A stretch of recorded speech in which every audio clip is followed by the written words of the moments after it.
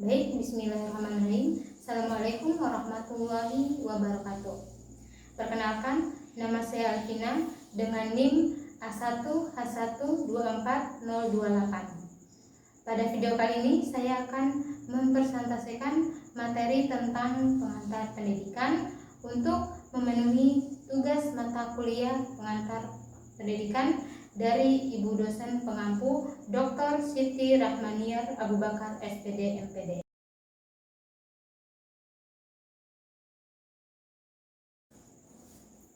Baik, bab 1, hakikat dan pengembangannya. 1. Pengertian hakikat. Sifat hakikat manusia diartikan sebagai ciri-ciri karakteristik yang secara prinsipil membedakan manusia dari hewan, meskipun antara manusia dengan hewan banyak yang diberikan, terutama jika dilihat dari segi biologisnya. 2. Sifat hakikat manusia. Sifat hakikat manusia mengacu pada karakteristik mendasar yang melekat pada manusia sebagai makhluk yang unik dibandingkan makhluk lainnya. Secara umum, sifat ini mencerminkan aspek fisik, mental, sosial, dan spiritual manusia yang membedakan mereka dari makhluk lain. 3. Dimensi-dimensi hakikat manusia serta potensi keunikan dan dinamikanya. Dimensi keindividualan. Dimensi keindividualan berkaitan dengan ciri khas kebebasan dan identitas diri seseorang. Aspek ini mencakup pemahaman tentang siapa kita, bagaimana pandangan kita terhadap diri sendiri, serta cara kita berinteraksi dengan lingkungan berdasarkan pilihan dan nilai-nilai pribadi. Dimensi ini menekankan bahwa setiap individu harus memiliki kebebasan untuk membuat keputusan, merencanakan tujuan hidup, dan mengembangkan kemampuan diri sesuai dengan potensi yang dimiliki. Kesanggupan untuk memikul tanggung jawab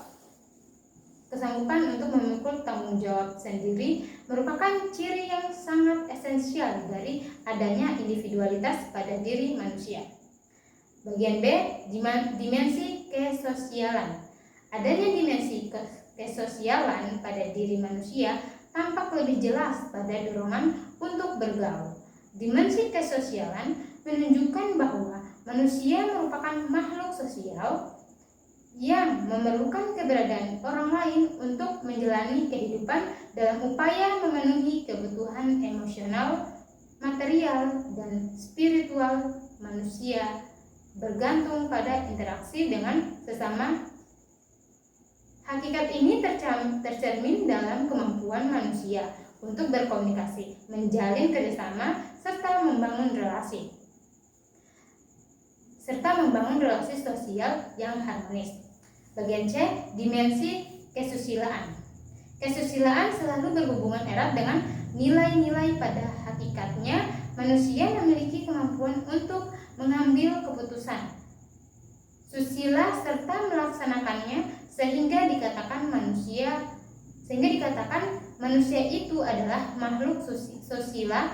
Dimensi kesusilaan ini melibatkan kemampuan individu untuk membedakan antara yang benar dan yang salah.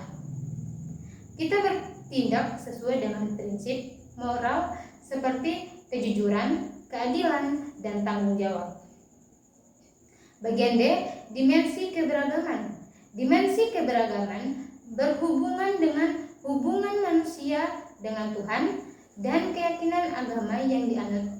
Ini meliputi praktek keagamaan, keyakinan, dan nilai-nilai spiritual yang menjadi panduan bagi tindakan seseorang dalam kehidupan sehari-hari. Dimensi ini mempengaruhi cara individu memahami makna hidup, berinteraksi dengan orang lain, serta cara mereka memandang dunia dan kehidupan. Bagian 4, pengembangan dimensi hakikat manusia. A. Pengembangan hakikat yang utuh. Tingkat keutuhan perkembangan dimensi hakikat manusia ditentukan oleh dua faktor, yaitu kualitas dimensi hakikat manusia itu sendiri secara potensial dan kualitas pendidikan yang disediakan untuk memberikan pelayanan atas perkembangannya. Bagian B, pengembangan yang tidak utuh. Pengembangan yang tidak utuh yang mengarah pada pembentukan kepribadian yang pincang dan tidak mantap dapat digambarkan sebagai proses yang tidak seimbang atau tidak holistik dalam perkembangan seseorang ketika hanya satu aspek dari diri seseorang yang dikembangkan, sementara aspek lainnya diabaikan. Ini dapat menyebabkan ketidakselarasan dalam kepribadian dan perkembangan mental mereka. Baik, kita lanjut pada bab 2, pengertian dan unsur-unsur pendidikan. Bagian A, pengertian pendidikan. Pendidikan adalah proses yang kompleks dan multidimensional yang mencakup berbagai fungsi sesuai dengan orientasi dan tujuannya, yang berfungsi sebagai transformasi budaya, pembentukan pribadi, penyiapan warga negara, dan tenaga kerja. Tujuan pendidikan memuat gambaran tentang nilai-nilai yang baik, luhur, pantas, benar, dan indah untuk kehidupan. Karena itu, tujuan pendidikan memiliki dua fungsi, yaitu memberikan arah kepada segenap kegiatan pendidikan, berarti memberikan pedoman tujuan dan fokus yang jelas untuk semua aktivitas yang terjadi dalam lingkungan pendidikan. Merupakan sesuatu yang ingin dicapai oleh segenap kegiatan pendidikan, di mana semua kegiatan pendidikan baik di dalam maupun di luar kelas dirancang dan diorganisir untuk mencapai tujuan-tujuan ini yang umumnya berfokus pada pengembangan peserta didik secara menyeluruh. Bagian B, unsur-unsur pendidikan. 1. Peserta didik. Peserta didik yaitu subjek yang dibimbing. Peserta didik berstatus sebagai subjek didik. Yang kedua, pendidik. Pendidik yaitu orang yang membimbing pelaksanaan pendidikan dengan sasaran peserta didik. Ketiga, interaksi edukatif. Interaksi edukatif yaitu interaksi antara peserta didik dengan pendidik melalui komunikasi timbal balik. Tujuan pendidikan merupakan ke arah mana bimbingan ditujukan, yaitu melalui materi yang telah diramu dalam kurikulum untuk sarana mencapaikan tujuan. Yang kelima, materi pendidikan. Pengaruh yang diberikan dalam bimbingan pendidikan berperan untuk memberikan arahan dukungan dan pembimbingan dalam aspek akademik, sosial, dan pribadi. Dalam konteks ini, bimbingan membantu peserta didik untuk memahami potensi diri, merencanakan tujuan pendidikan, serta mengatasi kesulitan yang dihadapi. Baik, kita lanjut pada bab 3, landasan dan asas-asas pendidikan. 1. Landasan filosofis. Kata filsafat atau filosofi bersumber dari bahasa Yunani philein, berarti mencintai, dan stoplos atau sophos berarti hikmah, arif atau bijaksana. Filsafat memberikan arah dan tujuan pendidikan melalui pemikiran mendalam mengenai nilai-nilai kebijaksanaan moral dan etika. Dalam konteks ini, pendidikan dirancang untuk membentuk manusia yang mencintai kebiasaan dan mampu berpikir secara kritis serta bijaksana. 2. Landasan sosiologis. Sosiologi merupakan ilmu pengetahuan positif yang belajar masyarakat. Dengan mempelajari masyarakat, pendidikan dapat menyesuaikan kurikulum dan metode pengajarannya agar relevan dengan kebutuhan sosial. 3. Landasan kultural. Sistem pendidikan nasional adalah pendidikan yang berakar pada kebudayaan bangsa Indonesia dan yang berdasarkan pada Pancasila dan Undang-Undang Dasar 1945, di mana pendidikan harus berakar pada kebudayaan bangsa sehingga mampu mempertahankan dan mengembangkan identitas nasional. 4. Landasan psikologis. Pemahaman peserta didik utama yang berkaitan dengan aspek kejiwaan merupakan salah satu kunci keberhasilan pendidikan. Dengan pendekatan psikologis yang tepat, pendidikan dapat memaksimalkan potensi individu dan menciptakan proses belajar yang menyenangkan. 5. Landasan ilmiah dan teknologis. IPTEK menjadi bagian utama dalam isi pengajaran. Dengan kata lain, pendidikan berperan sangat penting dalam pewarisan dan pengembangan IPTEK melalui penerapan IPTEK dalam pembelajaran peserta didik. Peserta didik dilatih untuk menyesuaikan diri dengan dinamika zaman dan mengembangkan kreativitas dalam memanfaatkan teknologi guna mendorong kemajuan bangsa. Kemudian bagian B, asas-asas pendidikan. Asas Tutwuri Handayani merupakan inti dari sistem pendidikan nasional Indonesia, di mana peran pendidik dalam mendukung peserta didik secara tidak langsung memberikan kebebasan untuk belajar dan berkembang, namun tetap memberikan bimbingan dan motivasi di saat diperlukan. 2. Asas belajar sepanjang hayat. Proses belajar tidak hanya terbatas pada usia atau pendidikan formal, tetapi berlangsung sepanjang hayat. Pendidikan bertujuan membentuk individu yang senantiasa terbuka terhadap wawasan baru, mampu menyesuaikan diri dengan perubahan dan terus mengembangkan kemampuan di berbagai bidang. 3. Asas kemandirian dalam belajar. Asas ini menekankan pentingnya kemampuan peserta didik untuk belajar secara mandiri. Peserta didik diarahkan untuk memiliki inisiatif, tanggung jawab, dan kemampuan mengelola proses belajarnya sendiri. Baik, selanjutnya bab 4. Perkiraan antisipasi terhadap masyarakat masa depan. Bagian A, perkiraan masyarakat masa depan. 1. Kecenderungan globalisasi. Gelombang globalisasi sedang menerpa seluruh aspek kehidupan dan penghidupan manusia. Kecenderungan globalisasi mengalami perkembangan yang semakin dipercepat, utamanya dengan penggunaan berbagai teknologi canggih seperti komputer dan satelit. 2. Perkembangan ilmu pengetahuan dan teknologi. Perkembangan IPTEK yang makin cepat dalam era globalisasi merupakan salah satu ciri utama dari masyarakat masa depan. Dalam era ini, kemajuan IPTEK terjadi dengan sangat besar, mempengaruhi hampir semua aspek kehidupan melalui ekonomi, pendidikan, hingga komunikasi dan kesehatan. 3. Perkembangan arus komunikasi yang semakin padat dan cepat. Salah satu perkembangan IPTEK yang bobas adalah yang berkaitan dengan informasi dan komunikasi, utama yang satelit, komunikasi komputer, dan sebagainya. 4.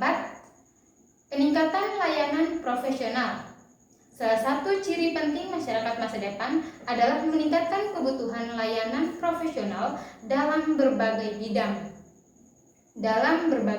bidang kehidupan manusia. Kita masuk bagian B, upaya pendidikan dalam mengantisipasi masa depan. 1. Tuntutan bagi manusia masa depan atau manusia modern. Mencakup kemampuan manusia untuk menyesuaikan diri dengan kemajuan teknologi yang pesat, berpikir secara analitis, dan menguasai keterampilan sesuai dengan perubahan dunia di tengah globalisasi dan kemajuan IPTEK manusia masa depan diharapkan dapat mengelola informasi secara bijaksana, menguasai keterampilan digital, dan bekerja sama dalam lingkungan semakin berubah secara internasional. 2. Upaya mengantisipasi masa depan. Pendidikan yang responsif dan dapat disesuaikan dengan perubahan menjadi faktor penting untuk mempersiapkan generasi masa depan agar mampu beradaptasi dengan perkembangan global. Selain itu, penting juga untuk meningkatkan kesadaran sosial dan lingkungan guna membangun masa depan yang berkelanjutan dan seimbang. Baik, selanjutnya kita beralih pada bab 5, pengertian fungsi dan jenis lingkungan pendidikan. Bagian A, pengertian dan fungsi lingkungan pendidikan. Fungsi lingkungan pendidikan dalam membantu peserta didik dalam berinteraksi dengan berbagai lingkungan sekitarnya, baik fisik, sosial, dan budaya, utamanya berbagai sumber daya pendidikan yang tersedia agar dapat dicapai tujuan pendidikan yang optimal, di mana mendukung peserta didik dalam berinteraksi dengan berbagai aspek di sekitarnya, seperti lingkungan fisik, sosial, dan budaya. Lingkungan fisik meliputi fasilitas dan sumber daya pendidikan. Lingkungan sosial mencakup hubungan dengan guru dan teman, sementara lingkungan budaya berkaitan dengan nilai dan tradisi. Dukungan dari ketiga lingkungan ini memungkinkan peserta didik mencapai tujuan pendidikan dengan optimal. Kita masuk pada bagian B, tripusat pendidikan. 1.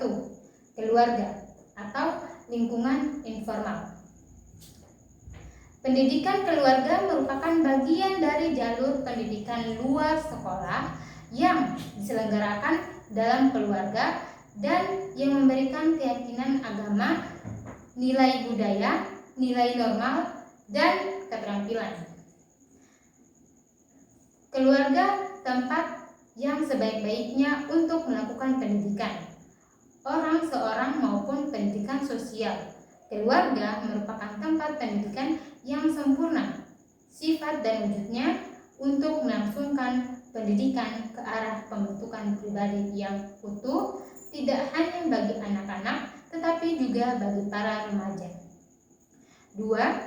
Sekolah atau disebut dengan lingkungan formal.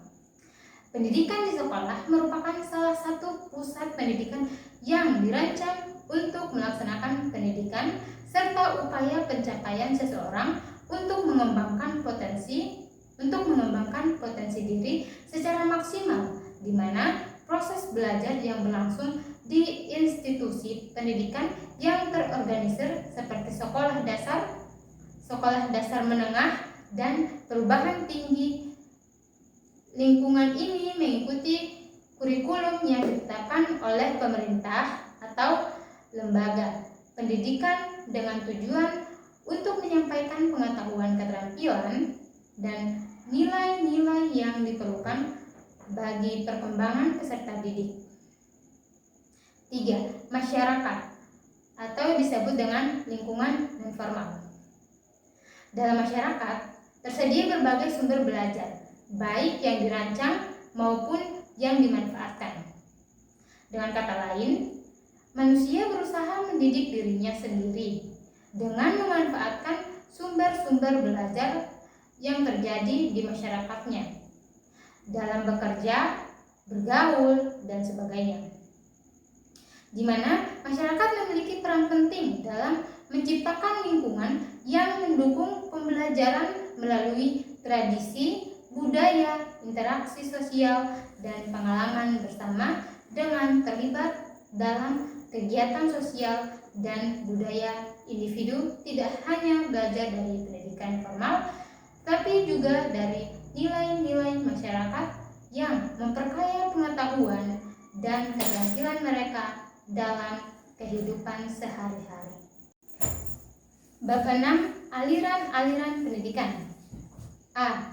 Aliran-aliran klasik dalam pendidikan. dan pengaruhnya terhadap pemikiran pendidikan di Indonesia. 1. Aliran empirisme, bahwa perkembangan seseorang lebih banyak dipengaruhi oleh lingkungan, di mana seseorang berusaha mendapatkan lingkungan yang dapat mengembangkan bakat atau kemampuannya telah ada dalam dirinya, karena mereka menyadari bahwa faktor lingkungan yang positif dan mendukung akan sangat berpengaruh dalam proses pertumbuhan dan perkembangan pribadi. 2. Aliran nativisme, bahwa banyak aspek perkembangan manusia seperti kemampuan pengetahuan dan karakteristik dasar sudah ada sejak lahir dan bukan hanya hasil dari pengalaman atau pembelajaran setelah lahir. 3. Aliran naturalisme.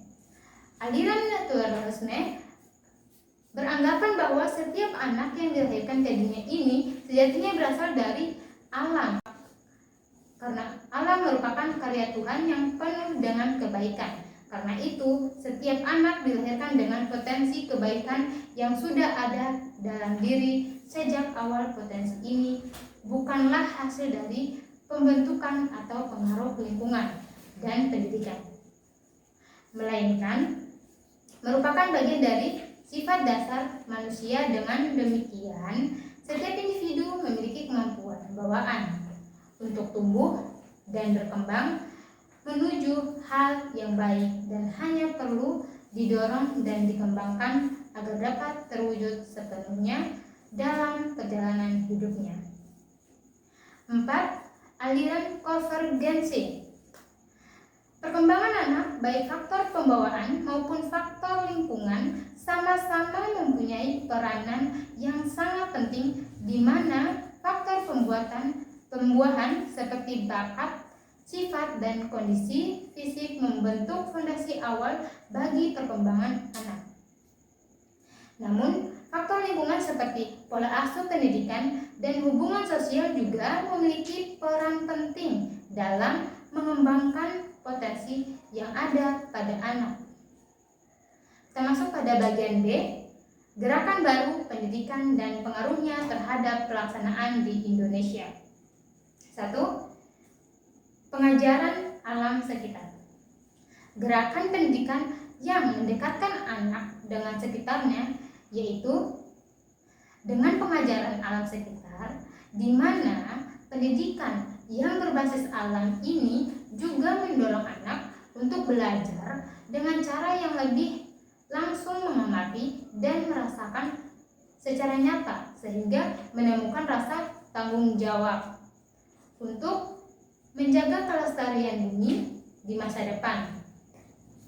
Hal ini tidak hanya mendirikannya tentang pengetahuan ilmiah, tetapi juga mengajarkan nilai-nilai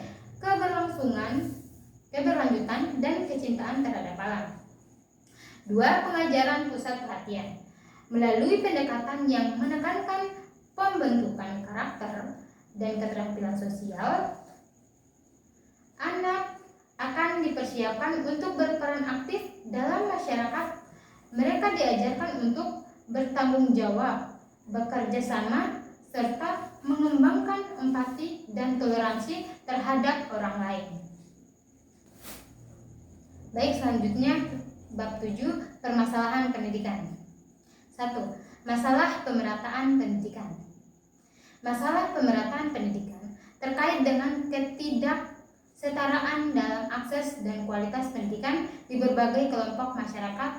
Kesenjangan ini sering terlihat antara daerah perkotaan dan pedesaan, serta antara kelompok ekonomi menengah ke atas dan bawah. Hal ini menyebabkan sebagian anak-anak, terutama yang tinggal di daerah terpencil atau dari keluarga yang kurang mampu, kesulitan mendapatkan pendidikan yang berkualitas.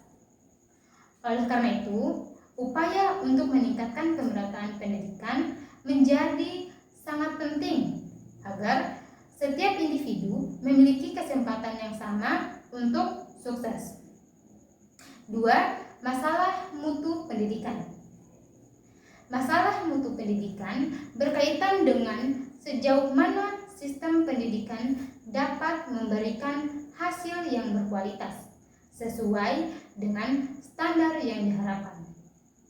Hal ini meliputi berbagai aspek seperti kualitas pengajaran, kurikulum, fasilitas, dan sumber daya manusia, termasuk kompetensi guru. Banyak sekolah, terutama di wilayah terpencil atau kurang berkembang, mengalami keterbatasan dalam hal ini fasilitas dan kualitas pengajar. Oleh karena itu, penting untuk meningkatkan kualitas pendidikan agar setiap individu dapat memperoleh pendidikan yang sesuai dengan kebutuhan dan kemajuan zaman. 3. Masalah efisiensi pendidikan. Masalah efisiensi pendidikan berkaitan dengan penggunaan sumber daya secara optimal untuk mencapai tujuan pendidikan dengan khas yang maksimal. Dalam konteks ini, sumber daya mencakup waktu, tenaga pengajar, dan sarana pendidikan. Salah satu tantangan utama dalam mencapai diefisiensi adalah masalah penempatan guru, di mana seringkali guru tidak ditempatkan sesuai dengan keahlian atau tidak tersebar dengan merata di berbagai wilayah. 4. Masalah relevansi pendidikan. Masalah relevansi pendidikan berkaitan dengan sejauh mana pendidikan yang diberikan sesuai dengan kebutuhan dan tuntutan dunia kerja, serta perkembangan masyarakat. Pendidikan yang relevan seharusnya mampu menghasilkan lulusan yang siap menghadapi tantangan di berbagai bidang, seperti sektor industri, jasa, dan teknologi.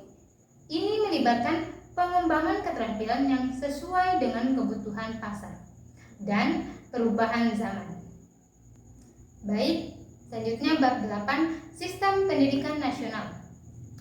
Pendidikan nasional di Indonesia adalah sebuah sistem pendidikan yang bertujuan untuk mengembangkan potensi peserta didik di mana agar menjadi individu yang memiliki kecerdasan intelektual, emosional, dan sosial yang seimbang.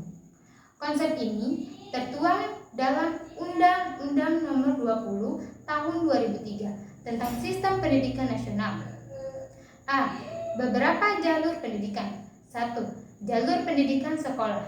Jalur pendidikan sekolah merupakan pendidikan yang diselenggarakan di sekolah melalui kegiatan belajar mengajar secara berjenjang dan bersinambungan yang bersifat formal, di mana diatur berdasarkan ketentuan-ketentuan pemerintahan yang mempunyai keseragaman pola yang bersifat nasional. 2. Jalur pendidikan luar sekolah merupakan lanjutan dari pendidikan dasar. Pendidikan menengah dalam hubungan ke bawah berfungsi sebagai lanjutan dan perluasan pendidikan dasar dan dalam hubungan kegiatan persiapan terjadi untuk mengikuti pendidikan tinggi ataupun masuk ke lapangan kerja. 3. Jenjang pendidikan tinggi merupakan kelanjutan pendidikan menengah yang diselenggarakan untuk menyiapkan peserta didik menjadi anggota masyarakat yang memiliki kemampuan akademik profesional yang dapat menerapkan pengembangan dan menciptakan ilmu pengetahuan atau kesannya yang pendidikan tinggi berfungsi sebagai jembatan antara pengembangan bangsa dan nasional dengan perkembangan internasional. Termasuk bagian C, beberapa jenis pengelolaan pendidikan. 1. Pendidikan umum. Pendidikan umum adalah pendidikan yang diutamakan perluasan pengetahuan dan keterampilan peserta didik dengan pengkhususan yang diwujudkan pada tingkat-tingkat akhir masa pendidikan, yang termasuk pendidikan umum adalah SD, SMP, SMA, dan universitas. 2. Pendidikan kejuruan. Pendidikan kejuruan adalah pendidikan yang mempersiapkan peserta didik untuk dapat bekerja pada bidang pekerjaan tertentu, seperti bidang teknik, jasa boga, dan busana. Lembaga pendidikannya seperti STM, SNTK, SNIK, dan SMA. 3. Pendidikan luar biasa. Pendidikan luar biasa merupakan pendidikan khusus yang diselenggarakan untuk peserta didik yang menyandang kelainan fisik atau mental. 4. Pendidikan kedinasan.